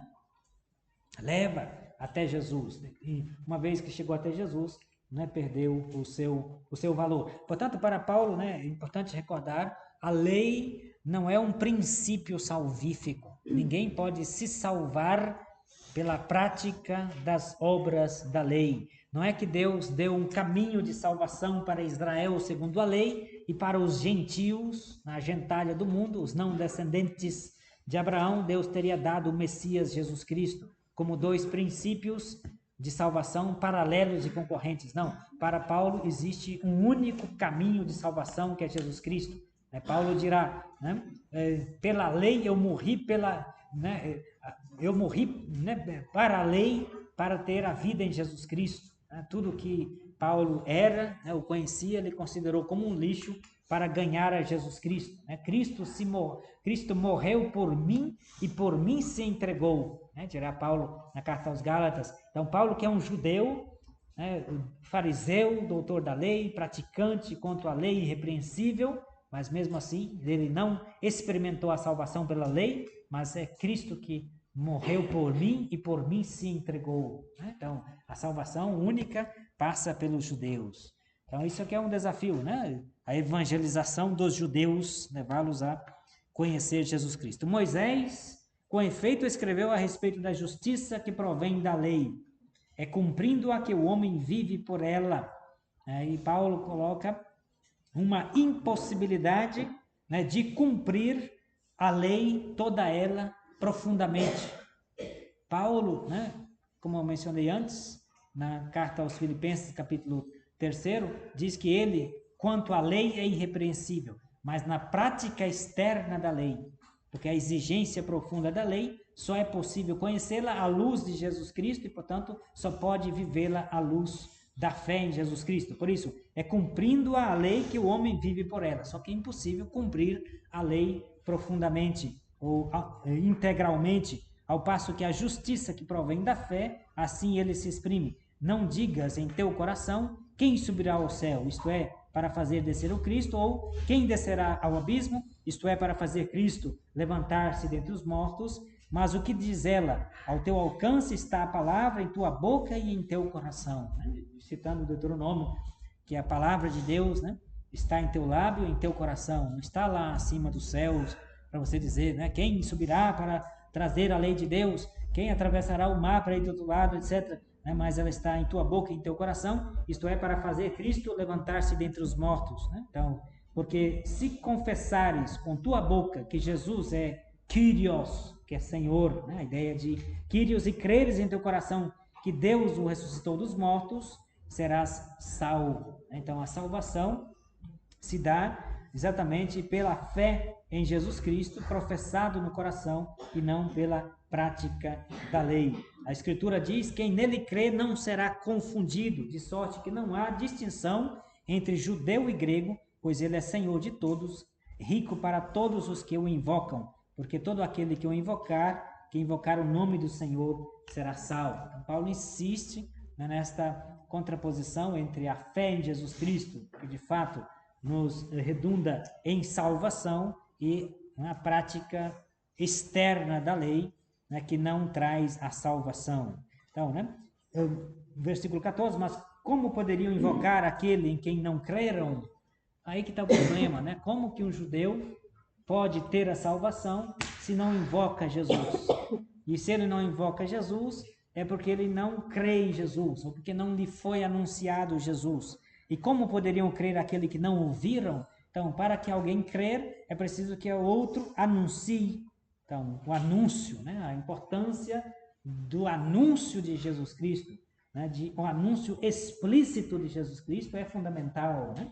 Claro que todo cristão, né, deve ser buona gente, né, deve ser gente boa, etc., né, amigo, né, companheiro que estende a mão, né, mas não é a simples e pura solidariedade é que salva, né? O que salva é Jesus Cristo, é a fé em Jesus Cristo, né? Então, o cristão dá testemunho da sua fé com as suas boas obras, é verdade, mas terá em última instância que anunciar explicitamente o nome de Jesus. Então, porque se não se ouve, né, se não se ouve uma pregação, portanto, não conhece Jesus Cristo, e, portanto, não se crê, e, portanto, não se invoca Jesus Cristo, e, portanto, não se salva. Então, a responsabilidade, né, dos crentes no anúncio de Jesus Cristo, né? E como podem pregar se não foram enviados? Conforme está escrito, quão maravilhosos os pés dos que anunciam boas notícias. Então, né, o envio missionário,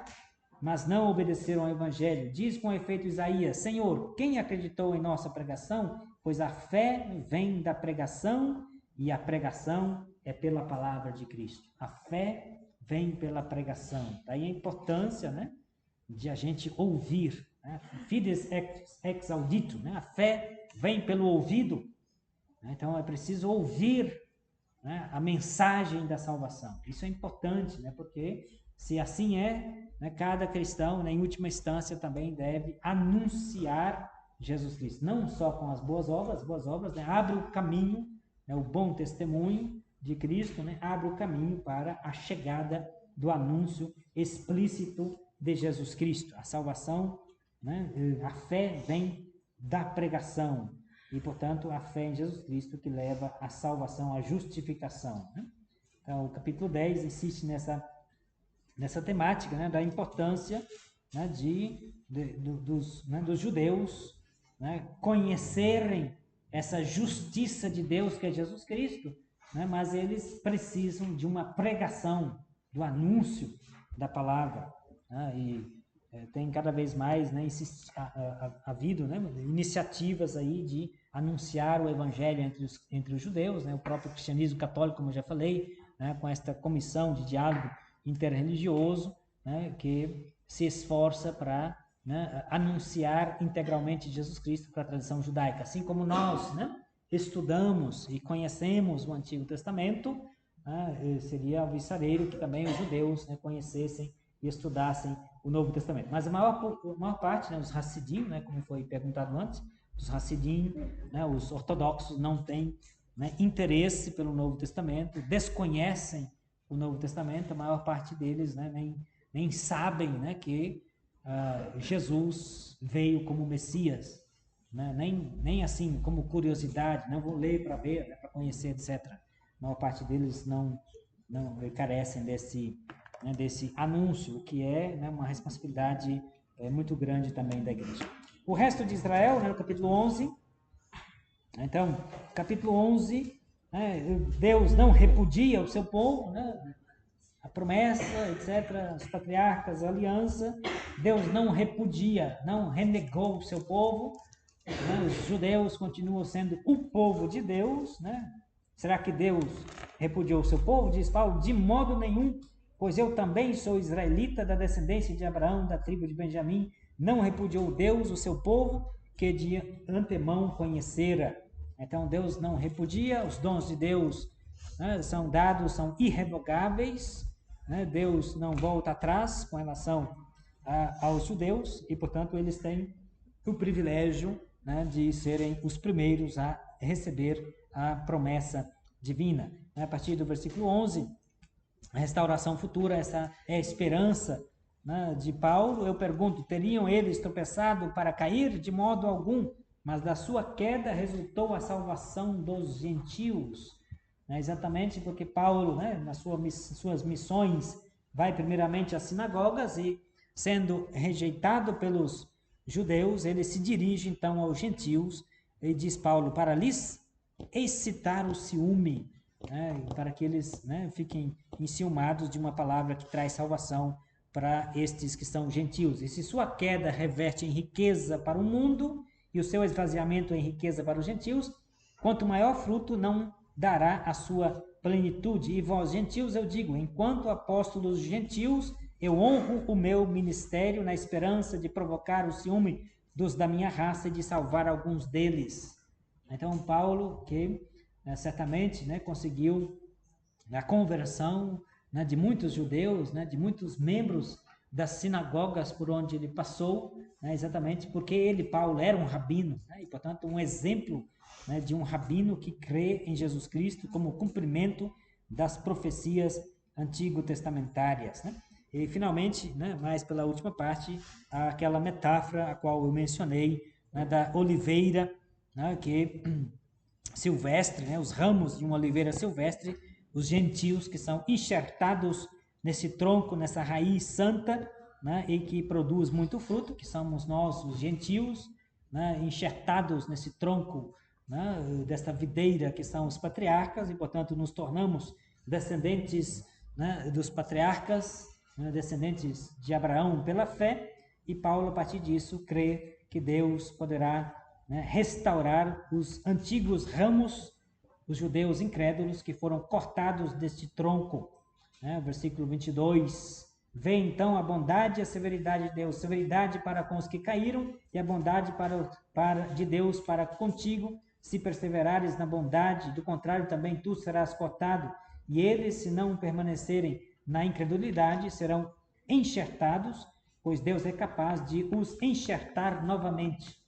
Se Deus enxertou ramos selvagens no tronco da oliveira, quanto mais os verdadeiros ramos que foram cortados poderão ser recuperados pelo mesmo poder de Deus. E aí Paulo, então, professa a sua confiança na misericórdia de Deus, que levará Israel para a conversão no final dos tempos. Então, no finalzinho, ele proclama a riqueza da bondade de Deus, da sabedoria divina. Versículo 33, o abismo da riqueza, da sabedoria e da ciência de Deus, como são insondáveis seus juízos e impenetráveis seus caminhos.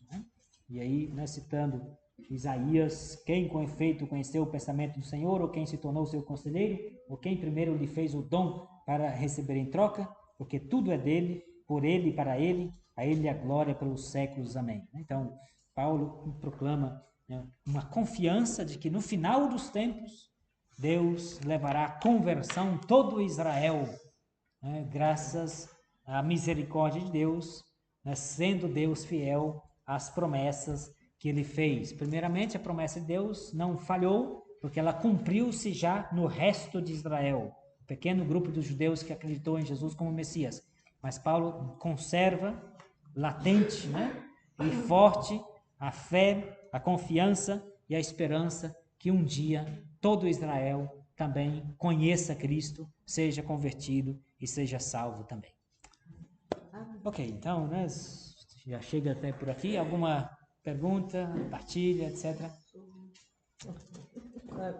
Assim, quer dizer que esse pessoal, até hoje, eles ainda não acreditam nos evangelhos. Sim, os judeus, até hoje, tem só o Antigo Testamento, a chamada Bíblia hebraica, não acreditam em Jesus como Messias e, portanto, não leem o Novo Testamento. A maior parte deles, dos judeus. Claro que nos inícios do cristianismo, alguns judeus acreditaram em Jesus. Os apóstolos todos eram judeus, e comunidades cristãs provindas do judaísmo. Paulo converteu muitos judeus ao cristianismo, mas hoje são muito poucos os judeus que creem em Jesus. Inclusive lá em Israel, se alguém vai em Israel, não tem, se você vai numa igreja católica em Israel, não tem praticamente nenhum judeu dentro da igreja que acredita em Jesus. Então a maior parte dos católicos lá em Israel são de tradição árabe, que converteram para o cristianismo,